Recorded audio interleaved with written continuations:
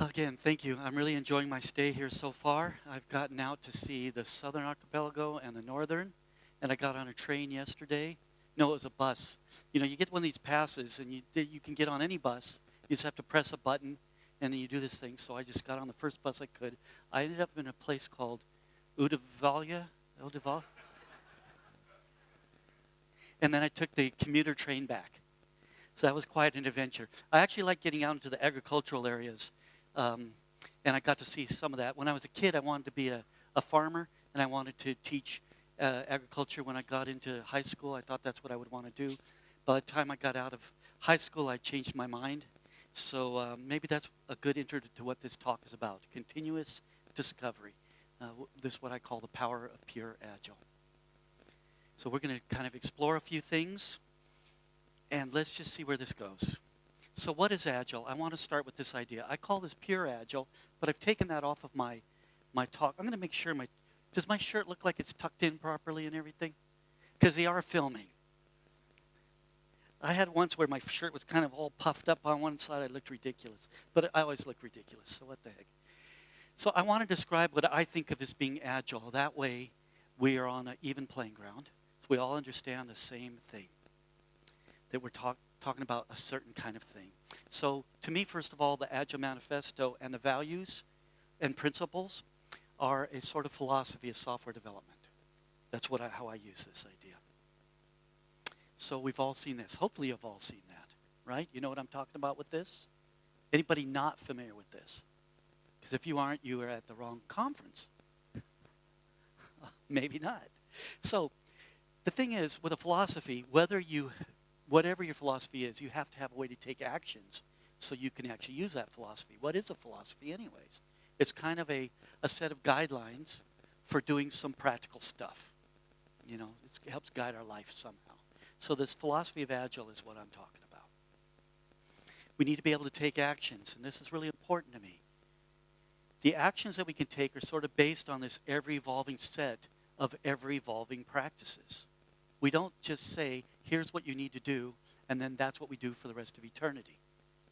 What was working for us last year may not work for us now. What was working at this company may not work at that company.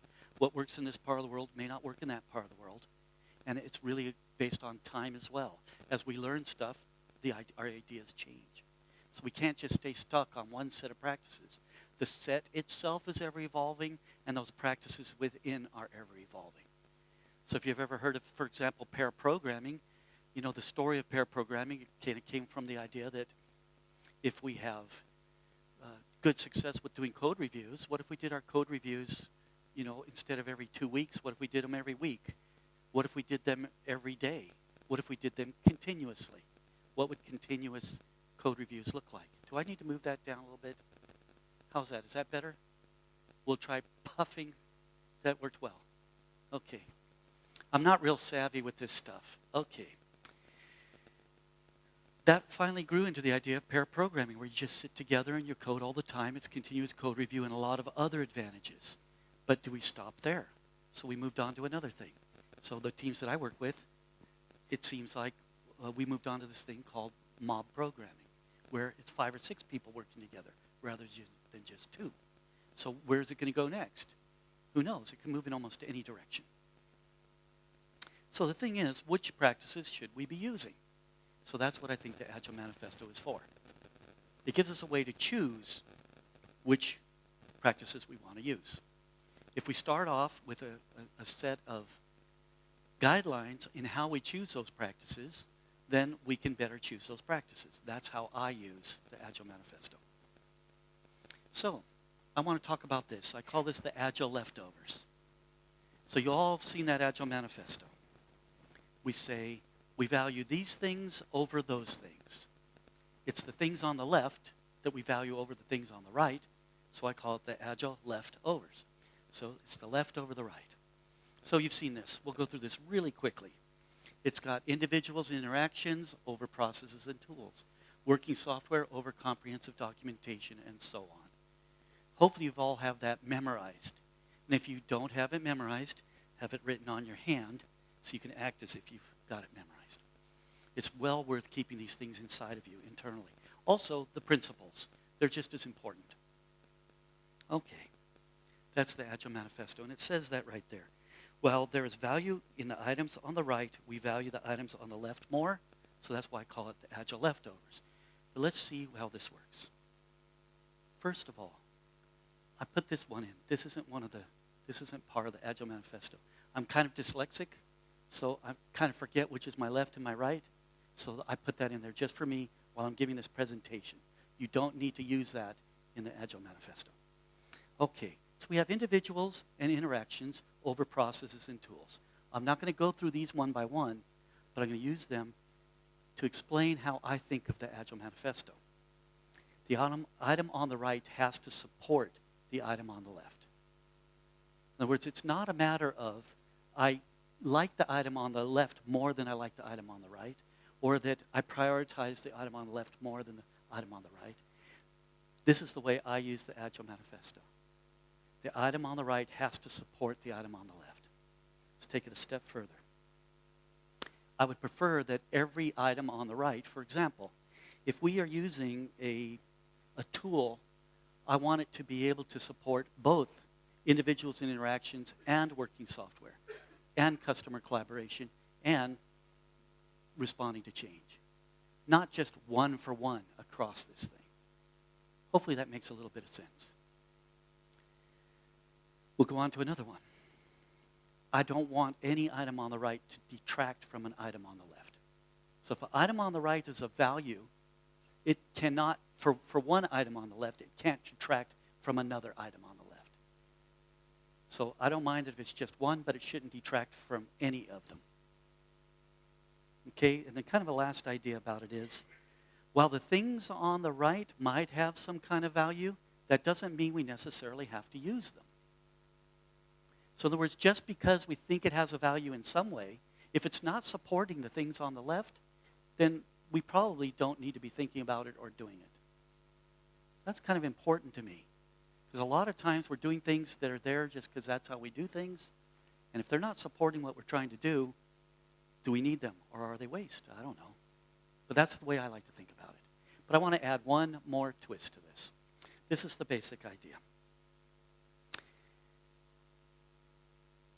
Some of the things that we do in our lives detract from the quality of our life, but we do them anyway. So I'm going to give one little example of that. And this is how I think about the Agile Manifesto leftovers. I value being fit and healthy over eating junk food. So you can get a little bit of pleasure maybe out of eating junk food, or a lot, but it doesn't really support you being fit and healthy. It's hard to say eating less junk food will make me healthier. It will just make me less unhealthy, maybe. So getting rid of the junk food might be good. It's kind of like for me, if I eat junk food, then I can feel a difference in my body. I can feel a difference in how active I feel and everything like that. Does this make sense? I'm trying to make this out, and this isn't part of the Agile Manifesto. Don't go around telling people that this is part of the Agile Manifesto. But this is a way of thinking about what the left over the right means. So the people who wrote this stuff, back in 2001, may not agree with me. I want to make that real clear. I don't know how to live my life in doing things as everyone else thinks I should be doing them. So I take these things for myself and say, how does this work for me? And when I first found that Agile Manifesto, I'd already been doing extreme programming for a few years. And as soon as that got published and I read it, I said, that's a good set of rules. Let me see how they work for me. And I started using them. And then I started getting this argument from people. And they would say things like, well, we still need these documents. And I go, well, why do you need the documents? Well, it says right in the manifesto that they are valuable. And there it is, so we get to use them. So that's why I came up with this idea. Do we really need to use that kind of a thinking? That it says there that it's valuable. I should be pointing this way. You guys don't know what's there. If it says there that this is valuable, then I should be able to just use it. So I modified this thinking for myself to be as I just described it. So that's the basis for where we're going to start here. So then I have one little question. Oh, by the way, I'll share this right now. Most of the art in my talks are done by my wife, Andrea. So I love using her artwork in my talks, and she allows me to do that. She doesn't make the artwork for me. She makes them for her portfolio, and then I choose the pieces that seem to fit what I would like, and I ask her, can I use it? And she often says yes. So I love this. I really love this picture here. I kind of see this as somebody reading a horror story to their siblings, and everybody's scared to death, you know. That's a pretty scary book for a pig, I'm sure. So, are we allowed to change the Agile Manifesto? What do you guys think? Absolutely, right? We can't go to their website and change it there. We're not allowed to do that. But we can change it for our own use in any way we think we need to. Otherwise, I don't think it would be an Agile Manifesto. So I'm going to give a little example. What if there was a missing word? What if there was a missing word? Could we add the missing word? Yes, I think we could. So I'm going to show you. Here's the manifesto. Where is the missing word? You can't tell because it's missing, right? Where's the missing word? You know, that's a trick. But there is a missing word there, and I'm going to give you a hint. It's feedback. So the reason I think that's a missing word is it seems in every conversation I have about Agile, I'm going to bring up the word feedback. I'm going to talk about rapid feedback. So I'll make that a little bit bolder. Rapid feedback. I think it was a word they could have put in there that would have made it easy for me to explain some things. So I'd like to have that in there. So personally for me, that's what this is about. This is a manifesto that's about rapid feedback. And if we have rapid feedback, we can get a lot of the good out of Agile. But you'll notice that I put a little smiley face on there so nobody takes it seriously. I'm not trying to change the world.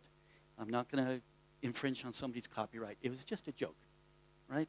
There we go. That makes it easy. Okay, so now we're on to the continuous discovery stuff. This is a problem. Now, this talk isn't long enough for me to talk about goals very much. I'm going to talk about goals a little bit. Am I blocking it so you guys can't see this? I should probably be way over here or something. Is that better? Now I'm rooting it for the camera. So I'm not sure how to do this. I guess I'll just say one thing about goals. I think most of the time our goals are skewed in business. And the focus becomes on the wrong thing. So I'll just kind of put it in one thing. It's got to be about humanity or humans. And we got to be careful about that because we're often just talking about profits and being in business and being successful in business. And that's all good stuff, I'm sure, but that can't be our main goal. So there's a lot more we can talk about there. But when we set goals, have you ever seen what do they call that? A causal loop diagram? Have you ever seen one of these? As soon as we start doing anything more than something really simple, they can get really big and really confusing. I don't even know what this one is about. I just picked it off Google Images. I hope that was okay. Could somebody check? Is it okay if I took a picture from Google? I don't want to get arrested.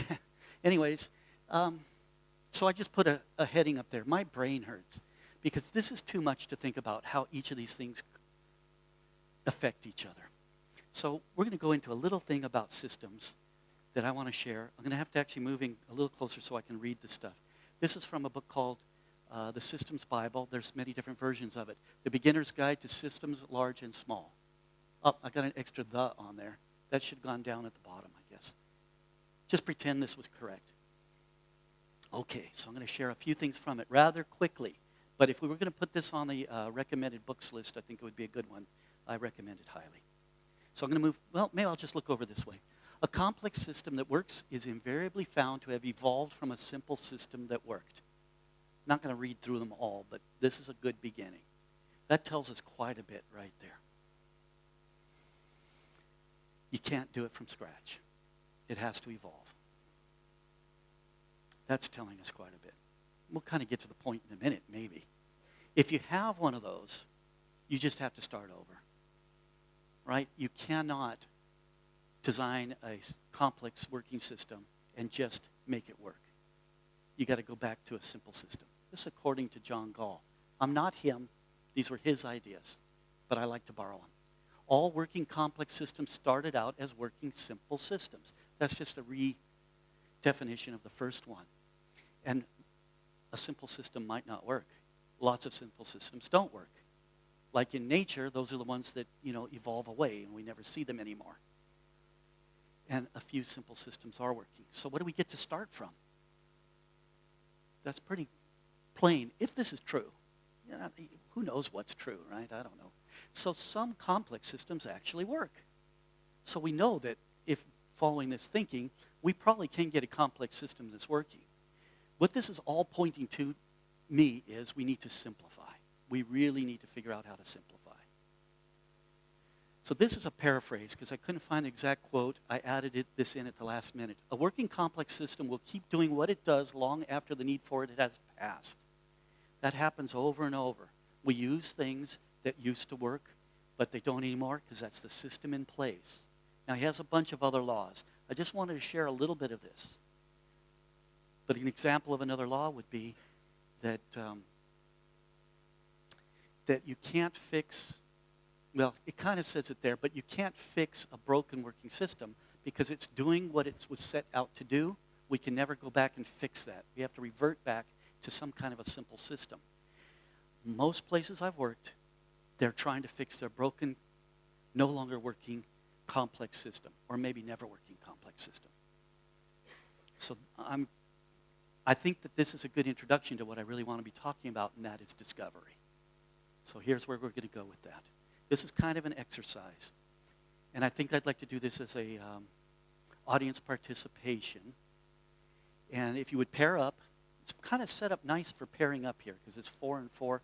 Pair up with a person near you or a couple people near you, and I want to come up with an idea about this thing here. This is from the U.S. You probably recognize that.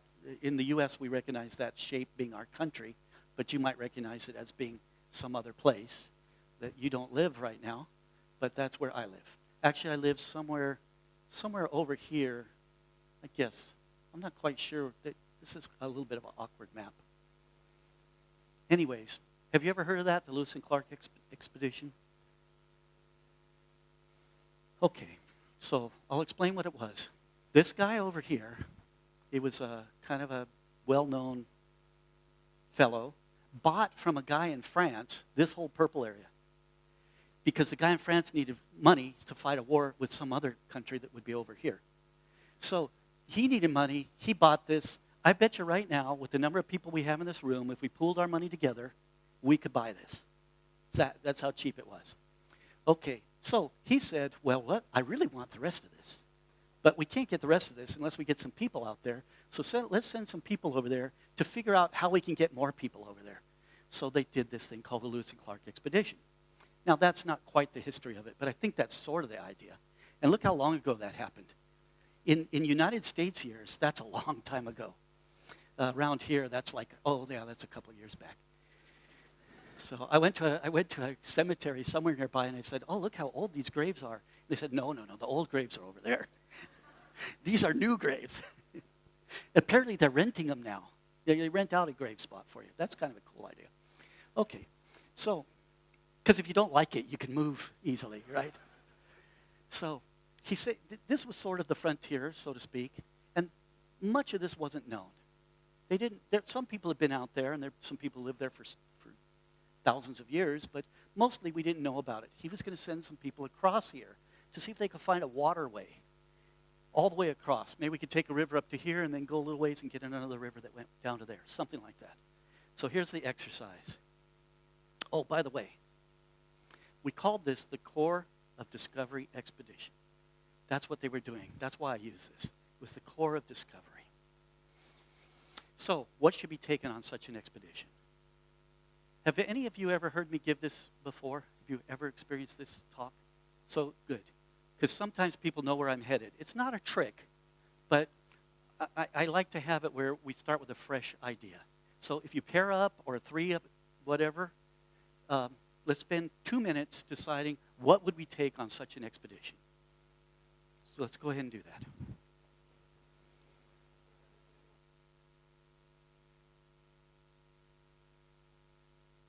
Can you hear that? All right. So that's our timer. Just went off 2 minutes. Was that enough time to plan this trip? Okay, I don't know how long it actually took these guys to plan the trip, but I used Google. You guys have Google here? I used Google to find part of their list. They actually have several pages. You can find this on the internet, of course. And so there's part of it there. So I can't quite read some of this. They bought 24 pipe tomahawks, arms and accoutrements. 24 large knives, extra parts of locks and tools for repairing their guns or whatever, 15 guns, 15 gun slings, 500 best flints, and so on. Why they did it out long had they could have just put it in Excel, which would have been better. So what did we get? So let's just share that out loud, and I'll gather those things up here. What are the things we need to take? Food. Guns. Tools. Skills. Toolk. Toolsh. Okay. Skills. Clothing. A horse.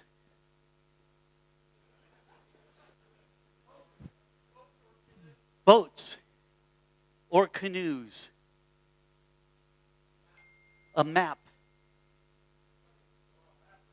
Something to draw a map with, both. Something to draw a map with.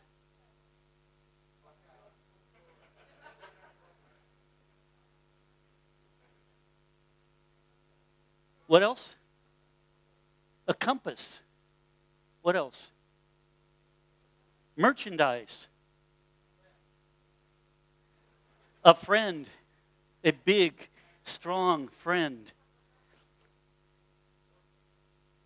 Your girlfriend. What else? An interpreter or someone who can speak various languages? Or at least know some kind of sign language of simple trade? Like we'll trade, I give to you, you give to me. What else? A GPS. That was probably the map. What's that? Liquor. Not sure they brought much, but if we went through, we'd probably find they brought a little. Medicine. Oh, we should look at the list of the medicines they brought. What else? Like musical instrument or a torture instrument. Musical instrument, okay.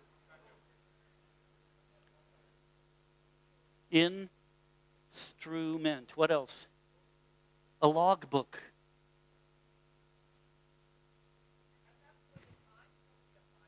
A Bible. A Bible would be good. Yes. People with all the competence. There's our cross-functional team. Maximum 7 to 9 people. What is it?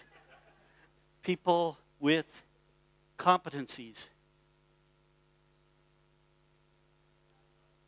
The Agile Manifesto. I think they were living the Agile Manifesto. So I'm going to just put one more on, our wit. So they brought this long list of stuff. And if we found, oops, we lost it. Why would we have lost that? Because this thing went to sleep? That's okay, I'm tired too. So here they've got clothing listed and so on and so on. There were about 15 people, I think, I'd have to look it up, who went. Only one person died on the trip.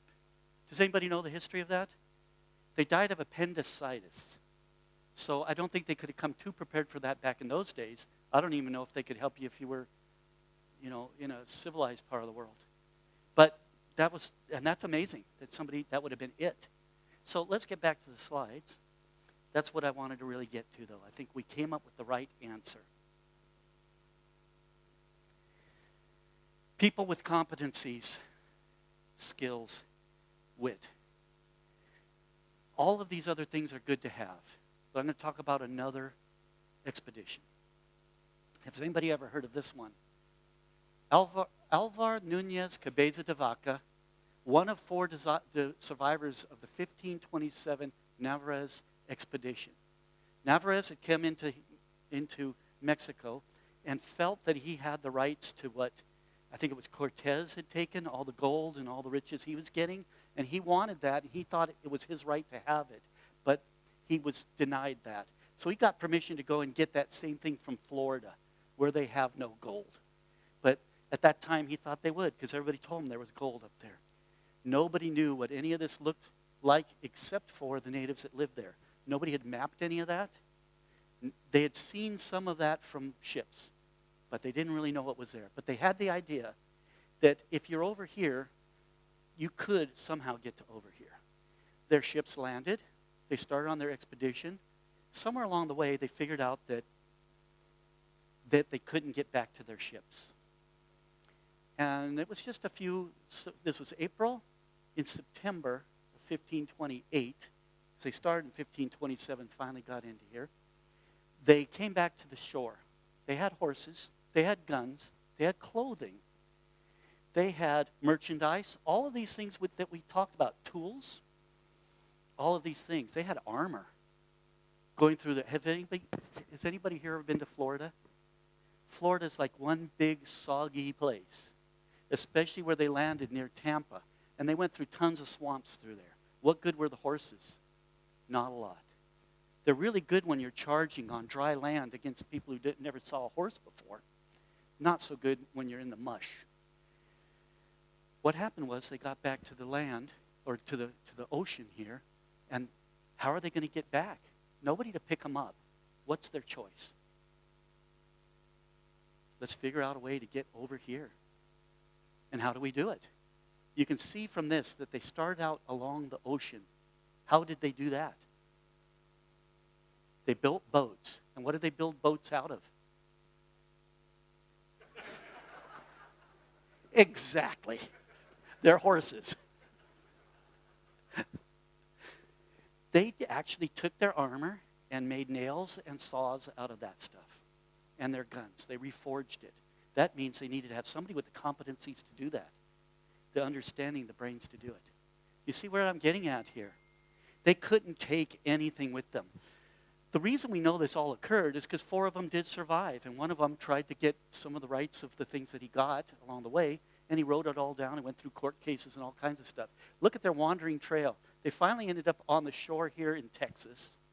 And then they kind of got captured. They were now slaves to different tribes because they weren't together by that time. Everyone else had died. 4 of them left. They heard about each other, that they existed, and they slowly were able to get themselves traded or moved from tribe to tribe till they were together again, and they started heading out. Somewhere along here, according to the book Brutal Journey, they discovered that they were very religious people, and they would pray. They would pray for each other. They'd pray for if they were ill, they'd pray for their illnesses and their sickness. And the Indians noticed this and thought they were shaman.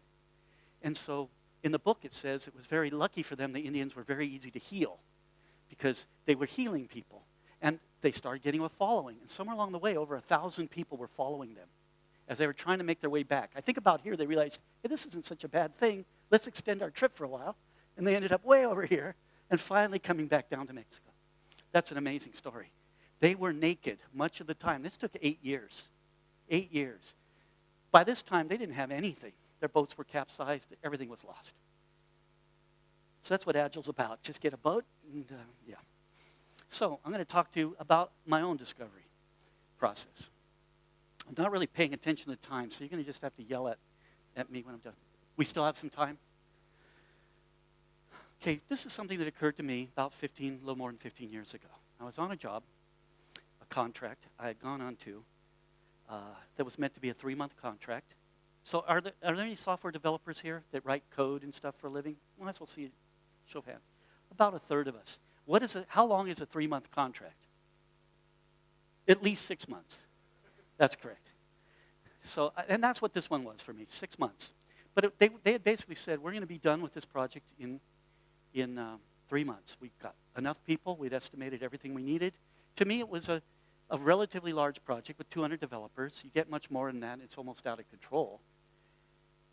And this was pre-Agile. So they were using iterative incremental development, which basically means you're going to do something like mini waterfalls, tiny waterfalls over and over until you get your product together.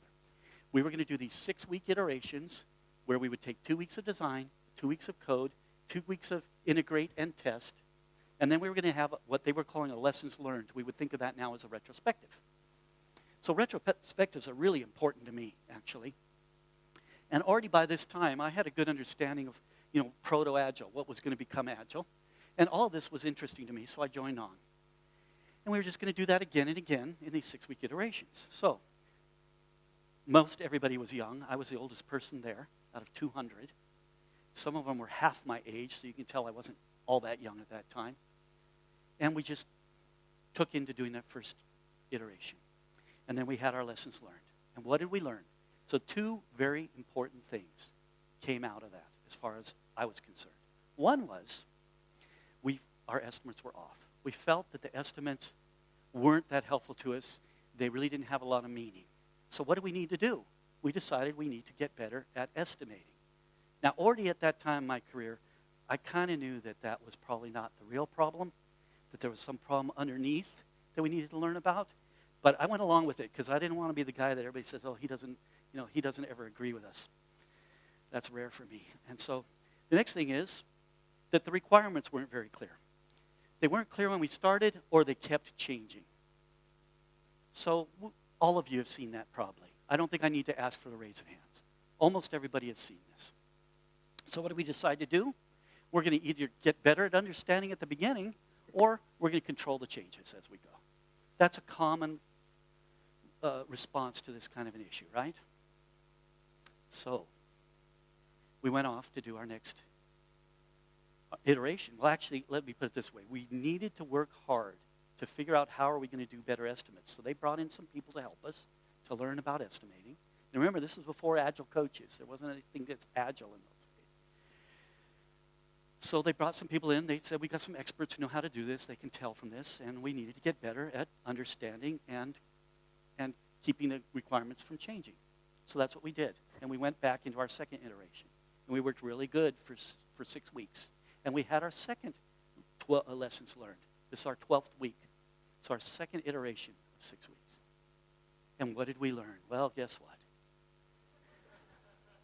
Our estimates were off. We decided, I didn't even bring these out one at a time because you knew this was coming, right?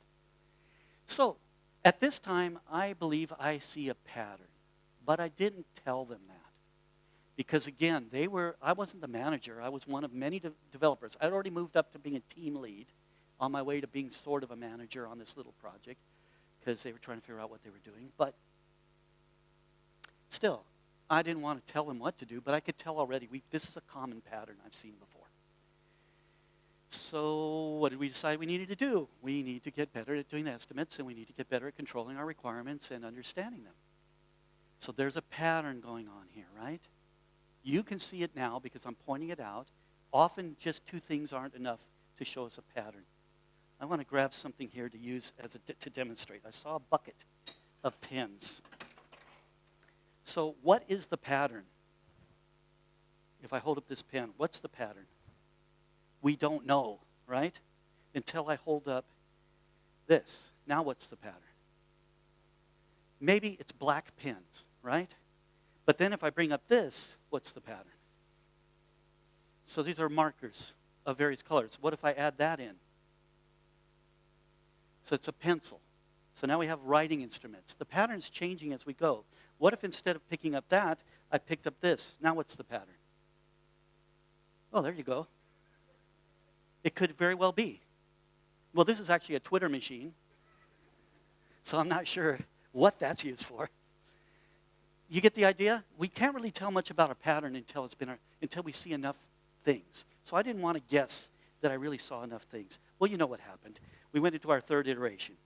And during our third iteration, we worked really hard to get better at those things. And then we had our lessons learned. Do I have to even show the next slide? At that time, I said, we've got a pattern here. And I felt it was my professional duty to say that. And I said, we've got a pattern going on here. We're trying to solve something we're calling a problem, but they're symptoms of a problem. We got to figure out what the problem is. Trying to solve the symptoms never solves the problem. We have to know what that problem is underneath. We're solving for the symptom. So for the next few weeks, or a week or so, nobody would talk with me. I noticed as I walked down the hall, these young kids, 22, 23-year-old, they just scatter as I'm coming down, and nobody would talk to me. So finally one day, I cornered one of them because they were young and they weren't bright enough to get away from me. And I cornered them, and I said, why won't anybody talk to me? And they said, oh, the manager said not to talk with you. Now, they didn't tell them why. But I understood that. The managers understood what was going on. So it wasn't that they didn't know that this pattern was there. That was a real revealing thing to me. So then people started talking to me again. I guess it's that friendly old guy. It's kind of like my grandpa, and that was okay. You can talk with him. But yeah, that really exposed a lot to me. So that was pretty much the lessons learned that I wanted to share. We had this going on.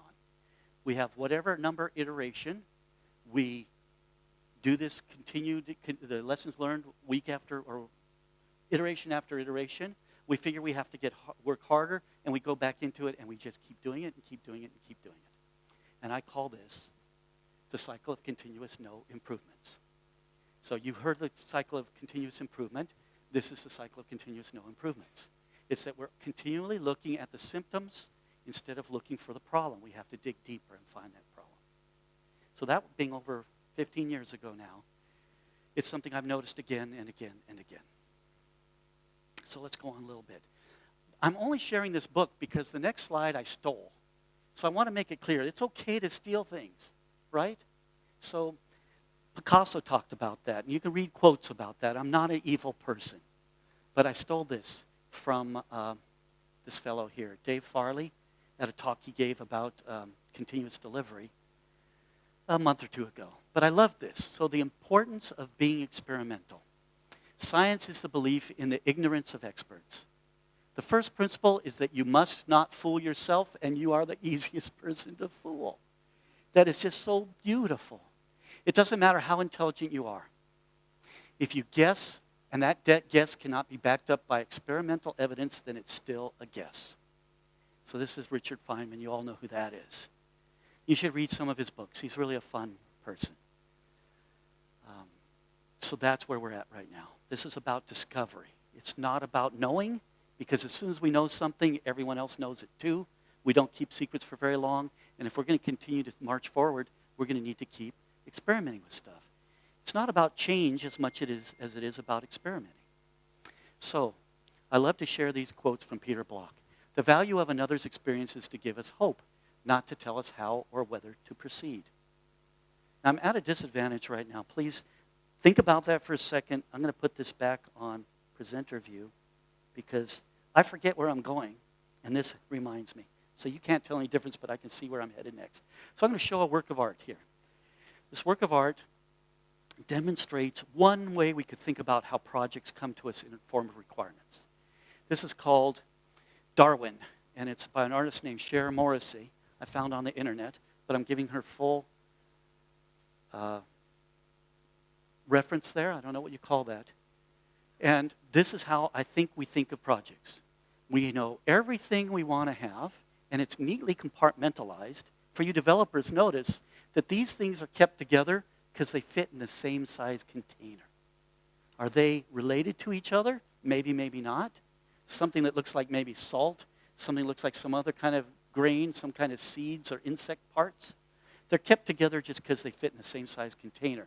And so on as we go across, it's all neat. We've got it all figured out. We can close the lid, put the little latch on it, deliver it to the developers, and say, that's the project we want you to make. And this is just describing the project, of course. Because whatever we've written in the form of our requirements, when we take them to someone, we don't say, just give us back the requirements list because that's what we want. It's describing something we can't make ourselves or needs to have code written for it. So you can think of that this way. So I'm using a work of art to show this. I want to show a work of art of how projects really are. So you know who this is, Jackson Pollock, Jack the Dripper, I think they called him. And I think his art was fantastic. I think I saw his first piece live when I was about 12 years old, and it overwhelmed me. A painting like this would be as tall as this wall and as long as this wall. So they're huge paintings. He was quite good. But this isn't really how our projects are. This is how I think of them. We have fuzzy edges and fuzzy insides. We can see there are some things in here that are similar. There's some colors and there's some patterns that sort of seem related. But that's as close as we can get. That's how I think of projects. You can define it all you want up front, but that cycle of continuous no improvements shows us that we didn't understand it up front as we thought we did, and it shows that things keep changing even as we discover them, as we do the work. So this is where I kind of like to think. This is sort of what we've got. How are we going to work with that? So I started developing this little set of ideas and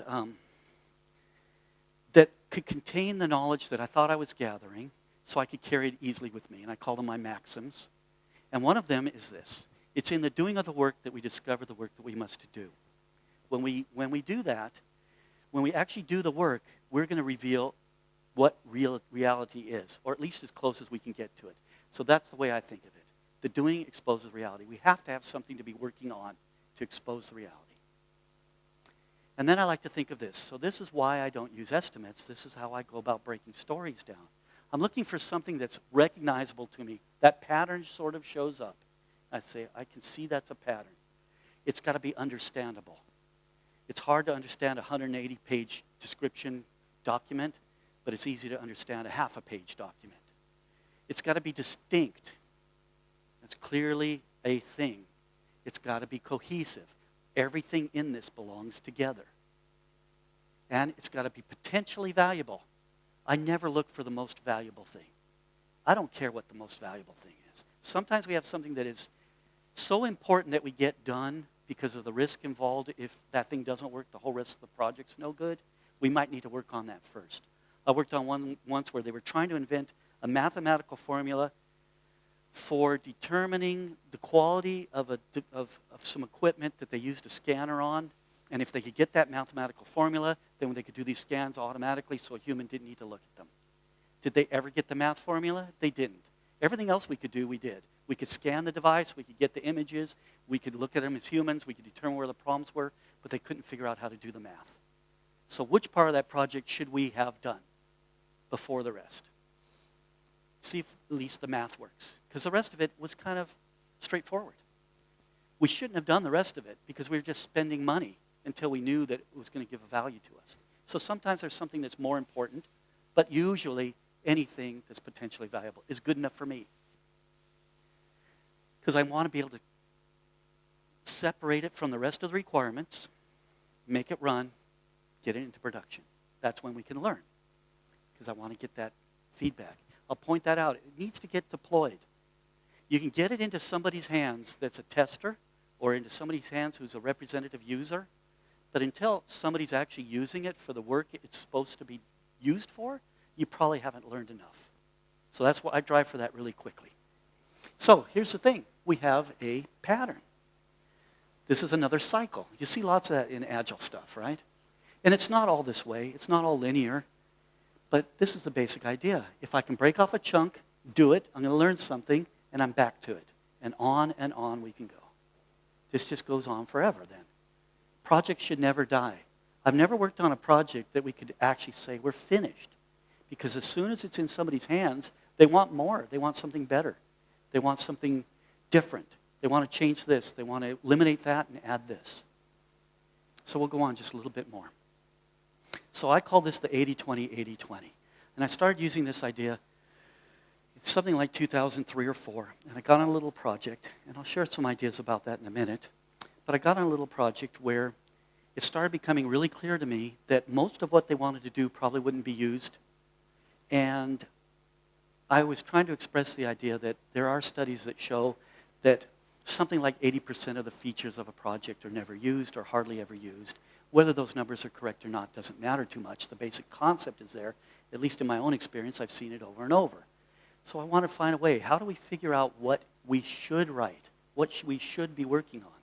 So, if 80% of the use of the app comes from 20% of the features, which is kind of another way of stating the same thing, I think it's called the Pareto principle, it could look something like this. If we knew everything we wanted in the project, but we could identify the 20% that would actually be useful to us, why not just do the 20%?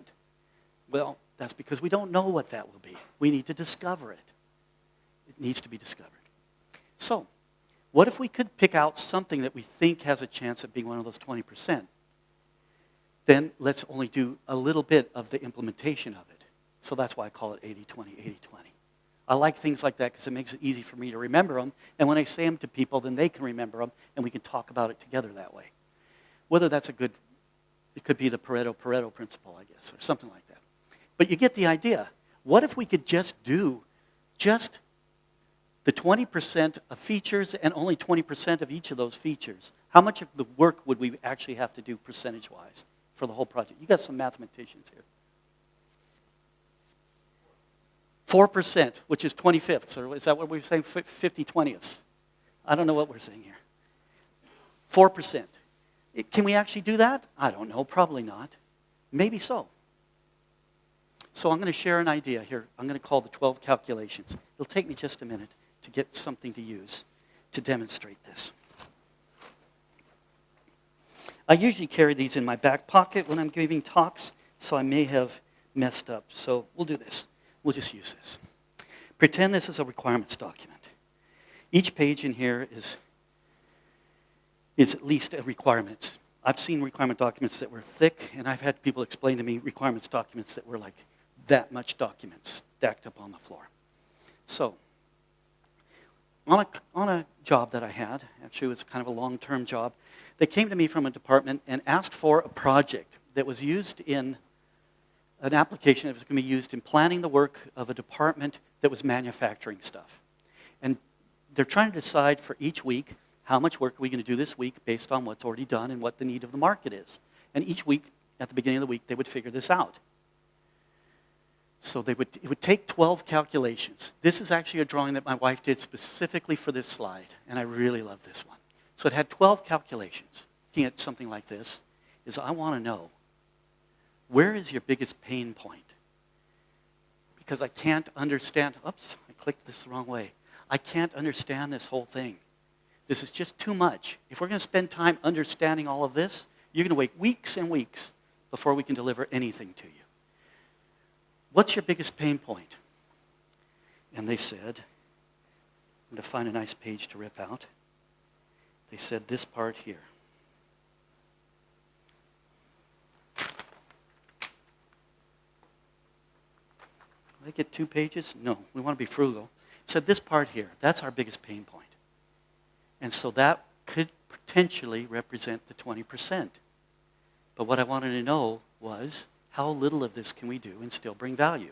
So I asked them, if you could get something tomorrow of this, so basically what they needed to do, let's just pretend it's this one here. This one is fed from those calculations and some other data, and then that's passed on to these calculations, along with some other data. Eventually they get to what they need to do for each product. And it took people 3-4 hours a day on Monday to do this, and there was 5 or 6 people doing it. We got that little bit. So this is what we want to do.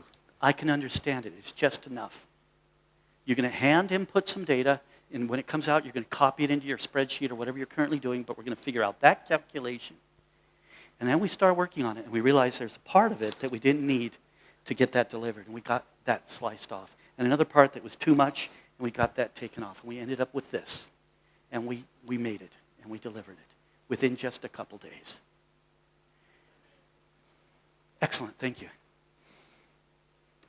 So then we asked them, well, what's the next important thing? Is there something more of that you need right now, or is there something else? Well, no, another pain point is this guy here. We realized that if this guy here is done incorrectly, everything after it goes to waste. We can't really adjust for it. And that's where we make a lot of problems. So we took that one on. I'm going to do it again. Just for demonstration purposes, I like to tear things. We took that. And what did we do? Same thing. How little of it can we do? And what's the smallest part of that can we do? So now we had that much we did, and all the rest of that not getting done. We did one more of those. And then we asked them, what would you like to work on next? I think we got this one and that one. And I have to check our documents. I think we got that one. Does that make sense? That's what we did. And then we asked them, what do you want to do next? And they said, that's enough on this. Most of our problems are solved. These other things are mostly easy.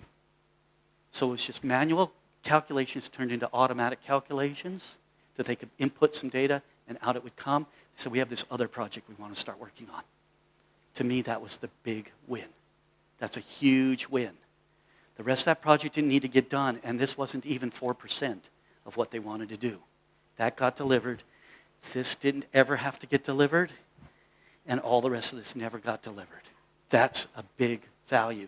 That's what Agile does for us. I call this deliver features until bored. The moment they were bored with this, we got all the value they needed. We never did revisit that project in another 3 years. That was enough to get the pain off. It's like if you accidentally got injured or something, and you could go and get it all fixed, and you can take really strong painkillers, but maybe just a couple aspirin or bufferin would be enough to take the edge off, and then you go, it's okay. You know, you let it ride for a while. And tomorrow it's a little bit better, you're okay. If tomorrow it's getting infected, maybe we better go get some stitches or something. This is deliver features until bored. So, let's find a way to crank up our ability. This is the way I like to think of it, to have as many small opportunities at delivering value as we can get. How could we possibly do that? Well, we've got a whole room full of people who are doing that because that's what Agile does.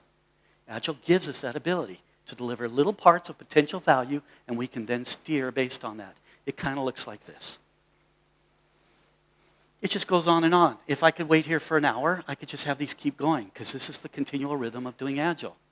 We could switch from project to project sometimes, day to day, because we're not so deeply invested in any one particular thing. We can work on something today and something completely different tomorrow because we delivered yesterday. And we're delivering with fewer bugs because we're delivering rapidly and getting rapid feedback. And we're proving the value as we go. It kind of looks like this. You're getting tired of seeing cycles now, but the rest of the conference will be full of cycles, I'm sure. We write a story. We have an idea, and we make a story. What's a story anyways? It's just a term we use to say, here's a little bit of something we want. We design and code it quickly, deploy it into real use, get some feedback, evaluate the feedback, and on we go. This is a cycle that's continually feeding us the ideas of what we want to do next. So where's the question? Where in here is discovery? Where do we do discovery in this process? All over, the whole thing. As soon as we express an idea to someone else, we'll get feedback from that. As soon as we start putting it into the form of a story, we'll be giving ourselves feedback. We'll be thinking, wait, that's not what I was thinking. Somebody else reads it, they give us feedback. As soon as we're designing and coding, we might go, that's too hard to do. We need to do some easier stuff first to get us there, and so on and so on. There's cycles all throughout this thing. So, we're kind of wrapping up now. When I was 12 years old, this is what my wife imagines I looked like when I was 12 years old. I got a job watering plants in a nursery. And my boss took me aside and he said this. Your job is to water these plants, and it's a really important job.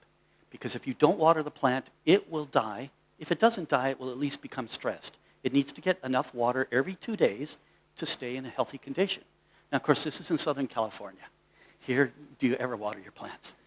Nature takes care of it, maybe. So he made it clear to me that I had an important job. It didn't seem important, but he was making it clear this was important. But he said, you have a second job. And that is to look in the nursery as you work for something we could be doing better. And then at the end of the week, when you come in to get your pay, I want you to tell me, what is that thing that we could be doing better? And then we'll talk about how we could do that, how we could fix that thing, or how we could do this better. So I did. At the end of the week, I came in. It was actually, I noticed a lot of the hoses were leaky. And we were losing water because of it. And, that's wasteful. He said, that's a very good observation. Well, what should we do about it? Well, luckily for me, I had taken the initiative. I said, well, Bill, one of my coworkers, knows how to fix hoses. So I had him teach me, and I fixed the hoses so they're not leaking anymore. He said, excellent. And off I went. And I thought that's how jobs were. So here's a 12-year-old kid and a 50-year, 60-year-old guy is expecting me to want things to be better and to look for things to be better. Now, I don't know if I got that from him, but that stuck with me all my life. So now I want to talk a little bit about leadership. People often ask me, what is leadership? I don't have a clue. So I can't answer many questions. I can ask a lot of questions. But I know this, that awesome people do awesome things when they have the opportunity to be awesome. So if we can put that system in place, that we allow that to occur, then we're going to get great things. But a lot of what we do in our workplaces blocks us from that. We're not able to do it. So interestingly, we're going to go back to this thing. So let's discover this way that we have an environment where everybody can excel at their work.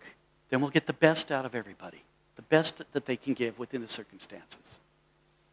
It may not be the best that their entire lives could be, but that's what I want.